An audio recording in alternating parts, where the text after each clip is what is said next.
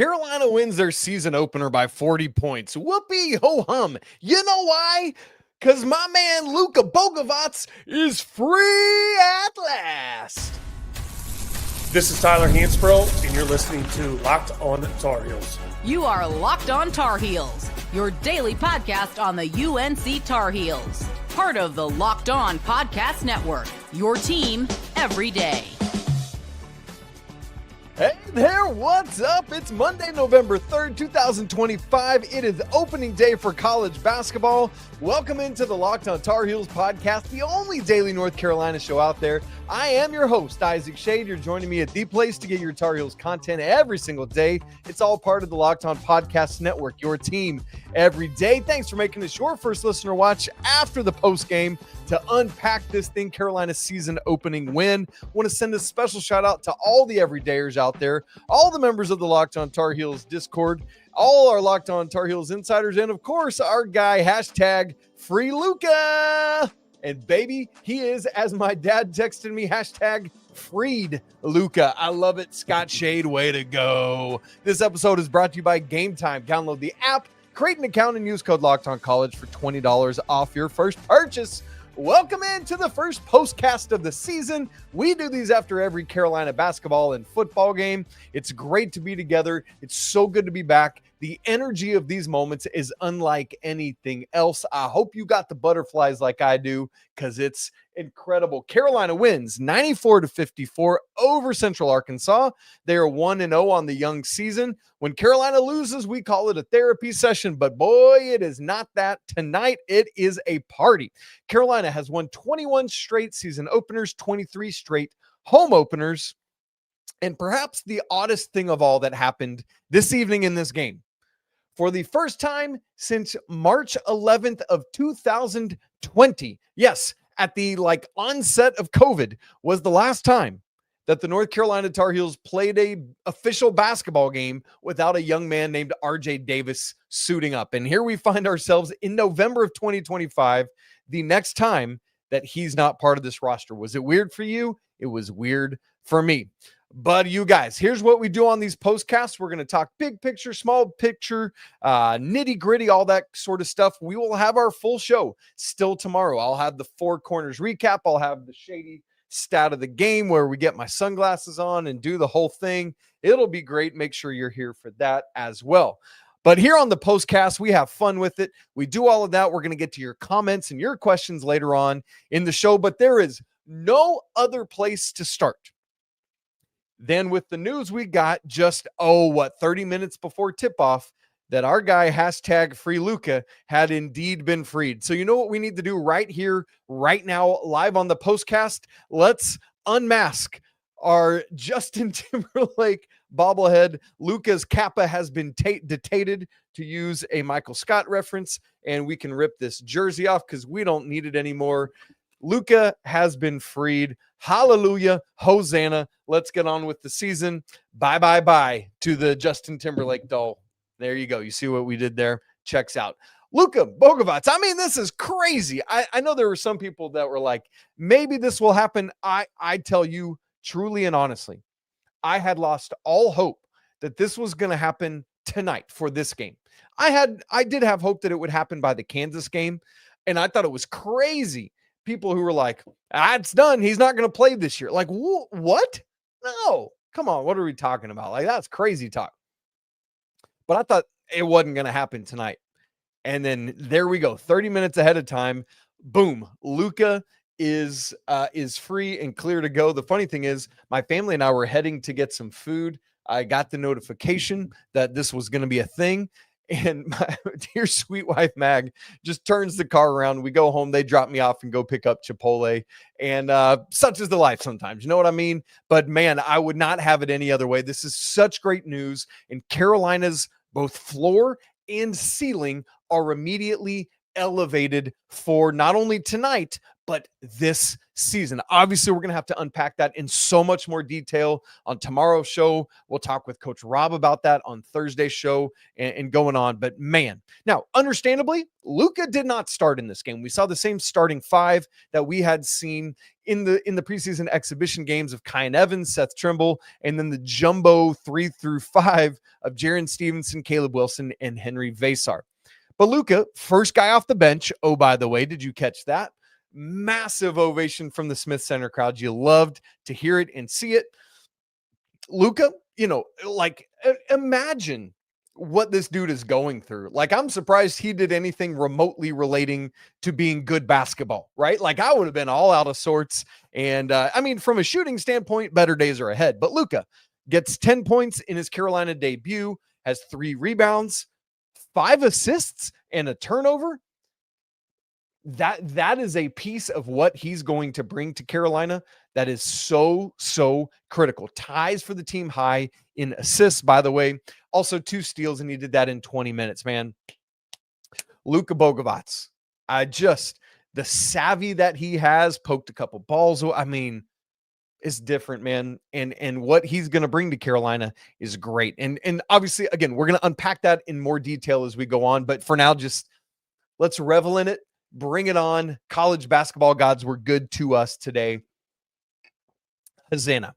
And here's the thing, not only just the Luka of it, but you can see it from the first couple plays of the season that this is a clearly and obviously better basketball team than last season. And there are no ifs, ands, or buts about it. And yes, I know, like, let's go ahead and make this caveat now so I don't have to keep saying it over and over and over. Just take this and multiply it by the whole show.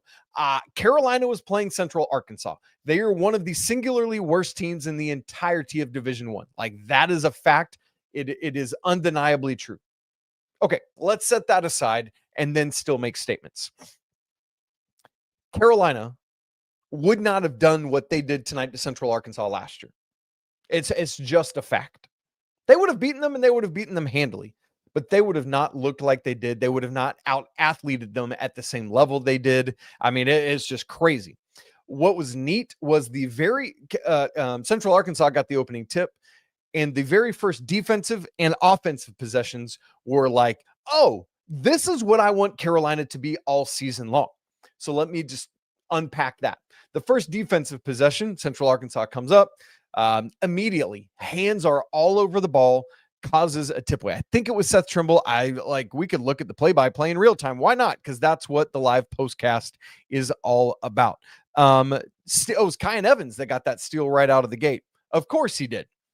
And so Carolina comes back down the other way. You see, so that was the defensive possession. I want to see Carolina be a juggernaut defensively. They've already jumped like 10 spots at Kent. No, wait. How many was it? They started, I think it was 45th at Ken Palm. Where are they already after just one game? Up to 38. So they jumped like 7 spots. I was off with 10. Whatever, fine. They come back the other way. And it's the offense I want to see too. Caleb Wilson draws a crowd right out of the gate, out on the left wing in front of the Central Arkansas bench. Boom, finds a wide open Seth Trimble in the corner. Trimble attacks the closeout. Basically, that's what we want to see a lot of times, right? A defender recovering. They're trying to close out, and then you attack that, getting by them. That's what we call attacking the closeout. Seth drives baseline and goes to lay it up, meets a little bit of a crowd and can't finish. But because of the crowd, the gravity that Seth Trimble draws, it leaves Henry Vasar wide open in front of the rim. The ball comes off the front of the rim, easy put back. Carolina leads 2-0. That's what all of that. I want to see the defensive intensity causing turnovers. I want to see Caleb Wilson drawing a crowd, making the right pass. Seth Trimble not settling for threes, driving. And then I want to see Carolina offensive rebounding at a brand new level that we haven't seen in a while. So that first sequence, that is Carolina 25-26 day in and day out. And let's talk about Caleb Wilson. I can't believe we've gone 9.5 minutes into the show, and this is where we're finally going to stop and talk about him. But it's because of the Luca of it all, right? We had to start there, but Caleb Wilson, let me just put it this way before I even give you the numbers. Caleb Wilson had 4 dunks in the first 3 minutes and 30 seconds of his Tar Heels career. What? Are you kidding me with that? And it was in 3 different styles. There was a very nice high-low to start things between he and Vasar. Vasar out like free throw, just beyond the free throw line. Nice over the top to Caleb Wilson, which Carolina had open basically all night. They missed it a couple times. I was frustrated with that, but found Caleb Wilson over the top, no defender behind him, boom, dunk. And then back-to-back alley-oops from Kyan Evans to Caleb Wilson for dunks.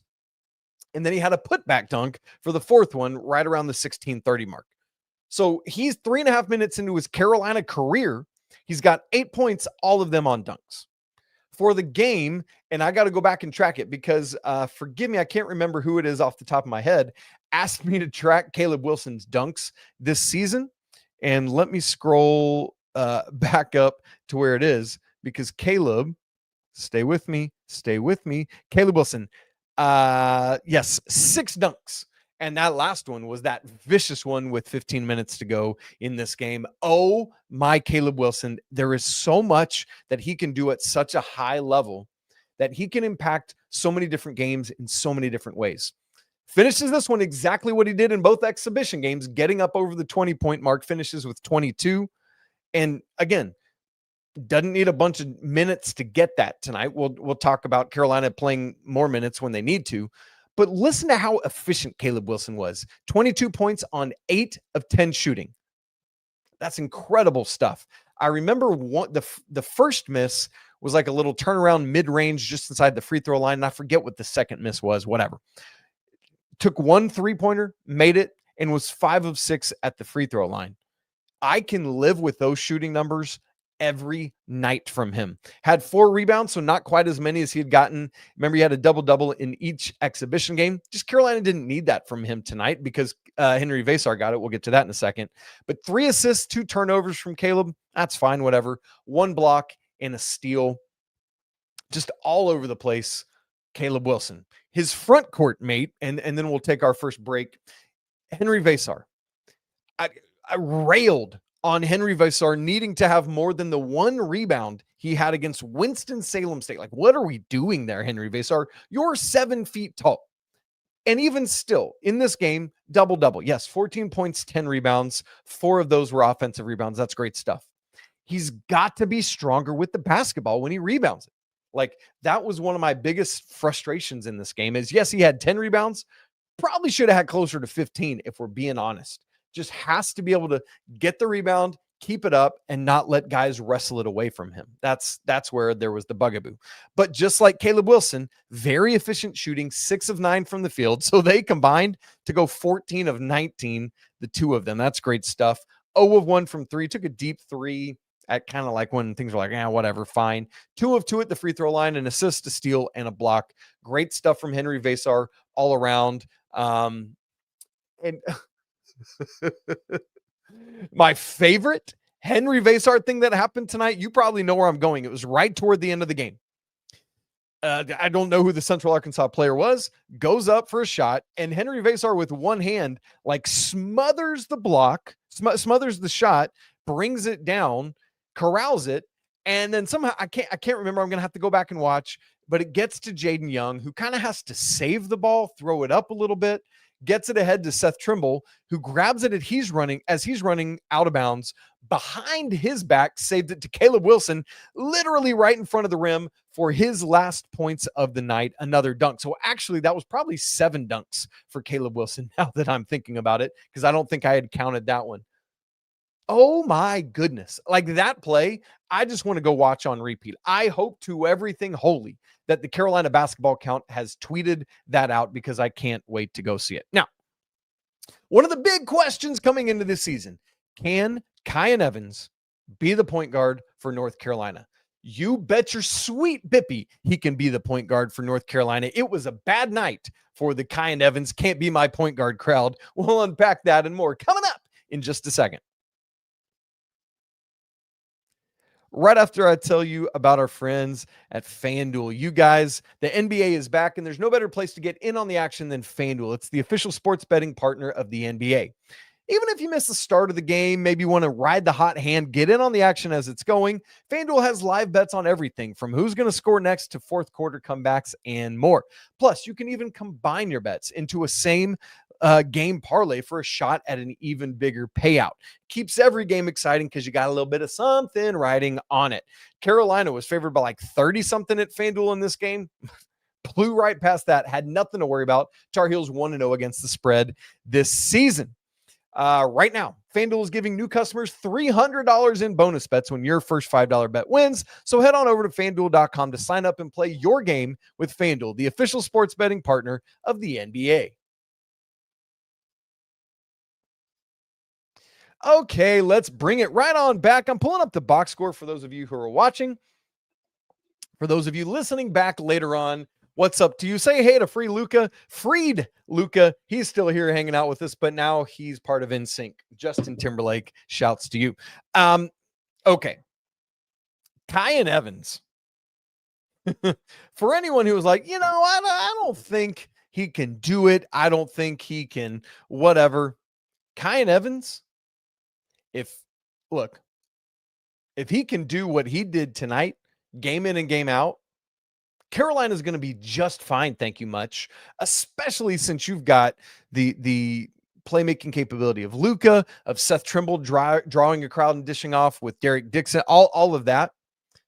Man, it was a bad night for the Kyan Evans can't be UNC's point guard crowd. This dude finishes with 15 points on 5 of 8 shooting, 4 of 7 from 3. Yes, knocked down 4 3-pointers, 1 of 2 at the free throw line, 6 rebounds for Kyan Evans, 5 assists, 2 turnovers, one of which was just where he and Caleb Wilson didn't connect on an oop, 4 steals. Are you hearing that stat line? You guys, 15 points. He made 4 threes, 6 boards, 5 assists, 4 steals.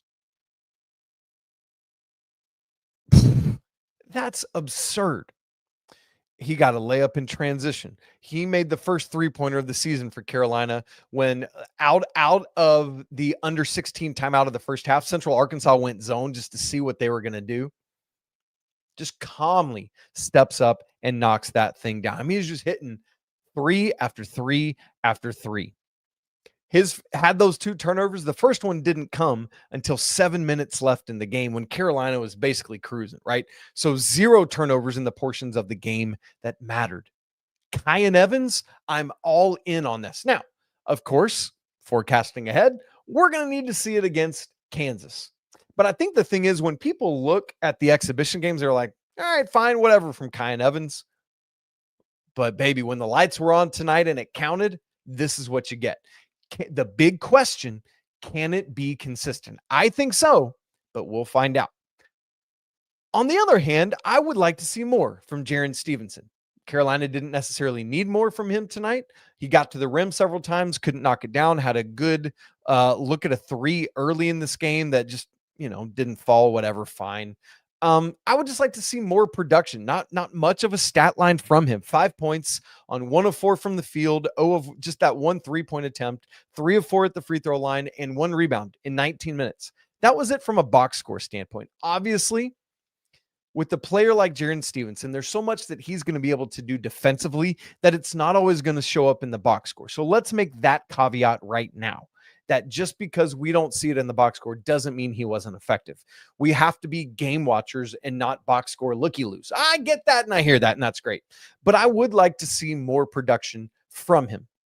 Now, we'll find out what happens against Kansas, right? Because we've seen bigger production in other moments this preseason. Critical part of this team. Love what he brings to the table. Just want to see a bit more. And, man, here's what I love. We've said all this, and we're just now getting to the guy that, for my money's worth, is the most important guy on this team, and that's Seth Trimble. Why? Because he's the guy that's been here. He's the 4-year veteran, the captain, the one that everyone is looking to take their cues from, to how hard should we be going, all of that kind of stuff. And Seth was just Mr. Steady Eddie in this game. A ho-hum, real quiet, 12 points. 12 points on 4 of 8 shooting. Missed both his 3-point attempts, perfect at the free throw line. Are we going to see 80% plus free throw Seth Trimble again? Because, man, that's massive if true. 4 of 4 tonight, 2 boards, 4 assists, and just 2 turnovers, 2 steals, and he had a team high plus 39. So when you look at Kyan Evans and Seth Trimble and Luka Bogavac, each of these guys, again, Kyan, 5 assists, 2 turnovers. Seth, 4 assists, 2 turnovers. Luka Bogavac, 5 assists, 1 turnover. Those 3 guys combine for 14 assists and just 5 turnovers. Man, if Carolina can get that from who we project once Luca is in and going to be their starting 1, 2, and 3, man, that's the kind of production you need out of those guys night in and night out. I'm very, very pleased with that. Look, we'll say more as we get to tomorrow's show, but just a couple other things I want to talk about. And we'll talk about Derek Dixon on tomorrow's show. Understandably, Carolina just kind of coasted through this second half. They had some nice moments, but it was just kind of like, fine, whatever. It's a name your score kind of game. If Coach Davis wanted to keep the pedal to the metal, they would have broken 100 and Bojangles did easily. They didn't really need to, right? They were well on pace for that, had 36 points halfway through the first half, something like that. Things got sloppy. Yeah, 12 turnovers, you want less than that. But guess what? Just 5 in the first half when things counted, right? Another thing, perhaps one of my critiques from this game is I'd like to see more from the backup bigs. When Henry Vesar is out of this game, Carolina is going to need to be able to depend on both Zayden High and James Brown to give some minutes. No points from either of those guys in this game. Zayden High did have 4 rebounds, 2 assists, just 1 turnover and a block. So you're encouraged by that. But you'd like to see a little bit, maybe get a little bit of production from those guys. I thought High was not as good as he was in the Winston-Salem State exhibition, but he was better than the BYU exhibition where he looked out of sorts. Somewhere in between those 2 exhibitions, I think we got out of Zayden High tonight. And then the other big thing is the defense. Carolina held Central Arkansas scoreless in the first half. What was this stretch? I tweeted about it, and I need to go back and find it because it was absolutely insanity. Stand with me, stay with me here as we go find it. Carolina at half. Heels hold Central Arkansas scoreless from 13:46 to 5:56. So that's essentially just shy of 8 minutes of basketball time that Carolina held Central Arkansas scoreless. Again, regardless of opponent, that's a feat right there. We looked at I think it was the BYU scrimmage, Carolina just fouled too often. I said Carolina has to defend without fouling better. 0 free throw attempts from Central Arkansas in the first half. Their first free throw attempt of the game came with just 11:40 left. So basically 3/4 of the game in before Central Arkansas got a free throw attempt. Carolina held Cam Hunter, their best scorer, to an awful night from the field. Cam Hunter was 2 of 11 with 5 points and 3 turnovers in 23 minutes. Obviously, they're playing it like a little bit of an exhibition too, but still, for Carolina to do that to their leading scorer, again, that's what you need to see. More of that, please, and thank you very much. End of the day, Carolina got exactly what they needed out of this game. You want to play a lot of guys, a lot of minutes, and not have guys get hurt. No major injuries that we saw. There might be some nicks and bruises. That's basketball. Nobody played more than 25 minutes in this game. That's exactly it. Great stuff there. Now, we are at 99 comments, but a problem ain't one. Just crossed to 100. We need to clearly go get over there, see your takeaways, questions, comments, and thoughts. We're going to do that coming up here in just a second. Right after I tell you about our good friends over at Game Time. College football is back, y'all. I couldn't be more excited. Hey, the Tar Heels on a 1-game winning streak. Let's go get another one this weekend hosting, who is it? It just left my brain. It's coming up in Stanford. There we go. Carolina, 9.5-point favorites at FanDuel, by the way. But anyway, with Game Time, the tailgates, the rivalries, the energy in the stands, there's nothing like it with college football. But let's be real. Getting tickets to these games can feel like more of a battle than the actual game itself. The lines are so long, prices jump at checkout. It's dumb and it's stupid. And that's why I use Game Time and why I think you should too. It's the app that gives the advantage back to you, the fan. The easiest way to score last-minute tickets at the best prices with no surprise fees, because what you see is what you pay. And it's awesome because you can find views from your seat right there in the app. Carolina hosting Kansas on Friday. That's the next game. Ticket prices have gone down. I found them 2 weeks ago at $450.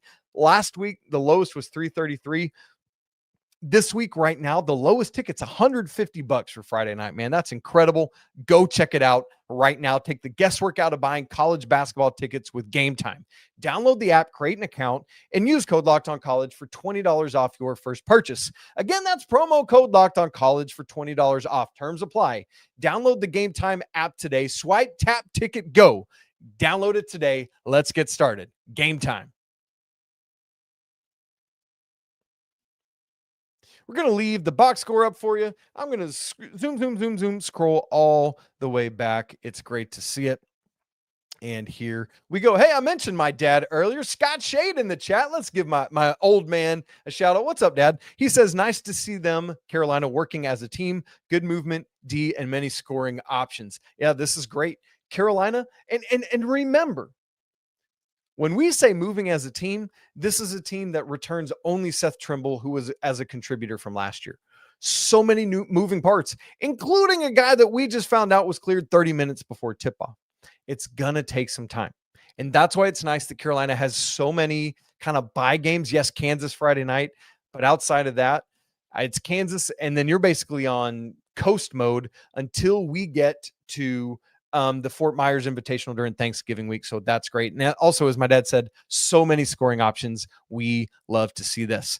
Nintendo Nerd says, what's up? Even with us slowing down in the second half, we still shot 34.5% from three and won by 40. Yeah, look, this turned into a game where Carolina's just chucking both teams. Honestly, it just kind of turned into a jump shooting contest. That's what happens in these games a lot of times. And yet, you know what I mean? Like, I'm curious. I haven't looked. Let's see what Carolina shot from beyond the arc in the first half of this game. 6 of 18, 33%. So you'd still like to be a little bit better than that. And in fact, actually, they were better in the second half, 36.4%. But, 35. That's kind of my goal season long for Carolina from three. And so we'll see what happens there. Nintendo also goes on to say, and let's be honest, Jonathan Powell and Luka Bogovac aren't going to shoot that poorly very often. To his point, they shot tonight from three. Luka was 1 of 5. Jonathan Powell, where you at, homie? 1 of 6. So 2 of 11 from those two guys. They're going to be much better almost nightly. And so, yeah, great points there from the Nintendo Nerd. Mark Schrader says, I was talking to my daughter as one of the threes went smoothly through the net and said, we didn't have enough of that last year. And that's the thing, man. Like when these guys shoot, it feels like it's going in. It's repeatable. It looks good. It's good form. I like it. It's going to happen. The gravity that this team has to them is going to just be another dimension that Carolina didn't have last year. Derek Thiessen says, Derek, great to see you, brother, says, I'm curious what the dunk total was for Carolina last season, because whatever it was, it's going to get shattered by midseason this year. Derek, I can probably go work on getting those stats together. And in fact, I'm curious now that you ask about it. But in this game, Carolina was 10 of 11 on dunks. There was that one dunk that Caleb missed, but Carolina got the offensive rebound anyway on that. But every other dunk the Tar Heels attempted went in. And so, man, that's exactly what Carolina needs. And it's funny, that's followed up by Robert Downey Robert Downey Pooper. You hate Iron Man? What's going on here? RD Poops? I need to know the backstory on this one. Anyway, RD Poops says, hey, Isaac, do you think Caleb forgot how to do layups? He seems to only know how to dunk. I like it. That's where I'm at. Give me dudes that dunk the ball. You know why? Because layups are lower percentage shots. And when we're talking about a layup as a low percentage shots, you know that's a good sign, because Caleb is out here dunking everything. That's so good. Nintendo asked the question that's been on my brain all night. Isaac, when do you think that Luca's going to get slotted into the starting lineup? He already played so many minutes with the other 4 starters tonight. Yeah, one of the things I'm curious to go look at, and I'll add this into our full Tuesday show, is you get a breakdown in the full box score of all the lineups and how long they played together and their efficiency and all that. And I'm really interested to see what those breakdowns were when it was all said and done. Obviously, this game is not a great example of that. Friday is going to be a much better example. And so, Nintendo, I don't even think I would do it Friday. I think I would keep Jaren in the starting lineup on Friday. I'm curious to hear what everybody else thinks. Which, by the way, spam the comments with hashtag freed Luca. No more free Luca, freed Luca, because he's free. I love that. I'm probably going to wait a couple weeks, get by Kansas with playing the starting lineup you've been rocking with for a while. And then, you got a couple games next week. Let me pull up the schedule as we're talking here, because I'm kind of curious to go ahead and make a gut reaction call on this. And then I want to think about it more for other shows. So next week is Radford and NC Central on Tuesday and Friday. And then you got Navy, and then you have the Fort Myers tip-off. You know what? Here's what I think, Nintendo Nerd and everyone else. And again, I want to hear everyone else's thoughts. When would you enter Luca into the starting lineup? Next week, you got Radford and NC Central, and then a 1-game week against Navy before Fort Myers tip-off. I'm doing it for that Navy game, or maybe the NC Central game late next week. I could also see a world in which the staff says, all right, let's get through Kansas, and then we'll put Luca in because we got 3 bye games before we head to Florida. So as I'm processing through it, I think that now might actually be my answer. I would do it next Tuesday night at home against Radford. Get by Kansas and then do it. That's my gut reaction. I'm curious to keep thinking on it and send what we need to be. Sam Gonzalez. Sam's always in here. What's up? Sam says the message needs to be to bulk up to be a bit stronger in the post. Right now, I'm assuming this is Vasar. He's no Baycott. He's no Baycott. He's no Sean May. He's no Hansborough. He's no, and insert person. Carolina, admittedly, is going to play differently than those bigs, but does need to be stronger. And I think that's a critical part of this, is that if Carolina can be if Caleb Wilson can be that dude on the glass, or if Henry can just man up with it, I think you're in good shape. But yeah, he's not doing anything in that Baycott vein or range right now. And so we'll have to keep looking with Debbie Barker, comment of the night. Is TV Teddy still around this year? I'm going to very much assume so, because you got to imagine we would have heard if he was not going to be. So yes, 100%. I think that TV Teddy is going to be around this year, and we will see him sooner rather than later. Let's see if we can get maybe 2 more questions as we're thinking through this thing and processing it. Going back to that play that I said was the most impressive play of the night, Melinda Dolphin. Hello, Melinda. Great to see you as always. Says, do you think anyone other than Seth could have done that reverse pass to Caleb? I think so. I think Seth's athleticism allowed him to do it more smoothly, maybe than anyone else would have. But I could, what's funny? As he did it, I envisioned DeMarcus Page doing it. I don't know why that is. That just popped into my head as Seth did that. But from this team, I think Luca is a savvy enough veteran where he would have had the wherewithal to do it and the physical capabilities to call his body to do it. I think Kyan Evans, who, by the way, we call Pookie in the Locked On Tar Heels Discord. Come join us in the Locked On Tar Heels Discord. I think he probably could have made that pass. Anyway, I don't think Derek Dixon's ready for that yet, and some others. So I think those 3 guys on this team could have done it. That's a great question, though, Melinda. Maybe one more thing. Let's see if we can get one more interesting question in here. Man, just lots of comments. Everyone going back and forth about it. Puerto